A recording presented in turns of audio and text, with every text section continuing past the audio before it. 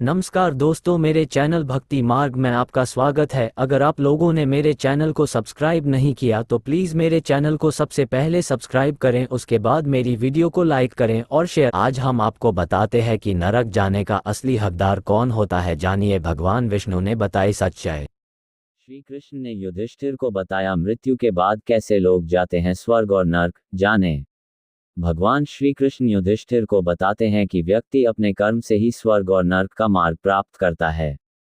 भगवान श्री कृष्ण कहते हैं कि स्वर्ग प्राप्त करने के लिए व्यक्ति को तप और दान जैसे कुछ कार्य जरूर करने चाहिए।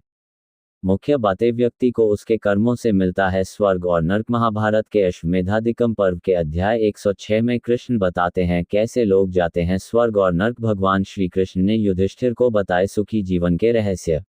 महाभारत की अश्वमेधाधिक पर्व में युधिष्ठिर और भगवान श्री कृष्ण के बीच बातचीत होती है, जिसमें कृष्ण युधिष्ठिर को बताते हैं कि सुखी जीवन का क्या रहस्य है और कौन से व्यक्ति को मरने के बाद स्वर्ग या नर्क की प्राप्ति होती है। युधिष्ठिर श्री कृष्ण से पूछते हैं कि कैसे लोग सुखी जीवन व्यतीत करते हैं और वे कौन से लोग होते हैं जो मरने के बाद मोक्ष को प्राप्त करते हैं और स्वर्ग जाते हैं, और किन लोगों को नर्क भोगना पड़ता है। युधिष्ठिर के सवाल पर भगवान श्री कृष्ण जवाब देते हुए एक श्लोक में बताते हैं। श्री कृष्ण कहते हैं, सुखी जीवन व्यतीत करने और स्वर्ग प्राप्त करने के लिए व्यक्ति को तप और दान जैसे कुछ कार्य अवश्य करने चाहिए। पुण्य कर्म करने से व्यक्ति द्वारा किए जाने अनजाने पाप भी नष्ट हो जाते हैं और इससे उसे नर्क नहीं जाना पड़ता। महाभारत के अश्वमेधाधिकम पर्व के श्लोक के अनुसार जानते हैं इस कार्यों के बारे में। दान करना व्यक्ति का सबसे बड़ा पुण्य कर्म माना जाता है।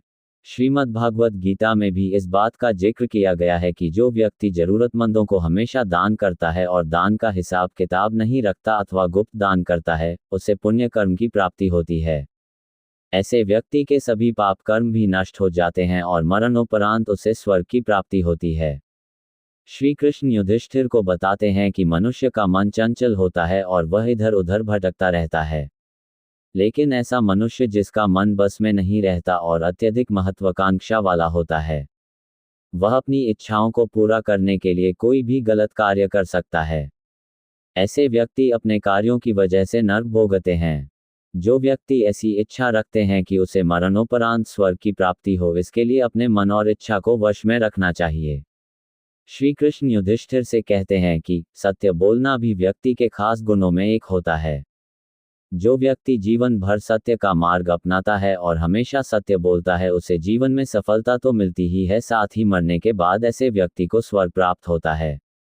भगवान श्री कृष्ण कहते हैं कि कई लोग अपने व्यस्त जीवन के कारण तप, ध्यान और पूजा पाठ नहीं करते। ऐसे व्यक्ति से देवी देवता भी रुष्ट हो जाते हैं और इन्हें नर्क की प्राप्ति होती है। यदि व्यक्ति स्वर्ग की इच्छा रखता है तो उसे प्रतिदिन ध्यान और तप जरूर करना चाहिए। गलत कार्य करने वाले और हमेशा झूठ बोलने वाले व्यक्ति पाप के भोगी बनते हैं। ऐसे व्यक्ति को नर्क में जगह मिलती है, साथ ही नर्क में उसे कई यातनाएं भी झेलनी पड़ती है। युधिष्ठिर को श्री कृष्ण द्वारा बताई गई ये बातें महाभारत के अश्वमेधाधिकम पर्व के अध्याय 106 में है। ये श्लोक इस प्रकार से हैं, दानेन तपसा चैव सत्येन च दमेन च ये धर्मनुवर्तन्ते ते नराः स्वर्गगामिनः।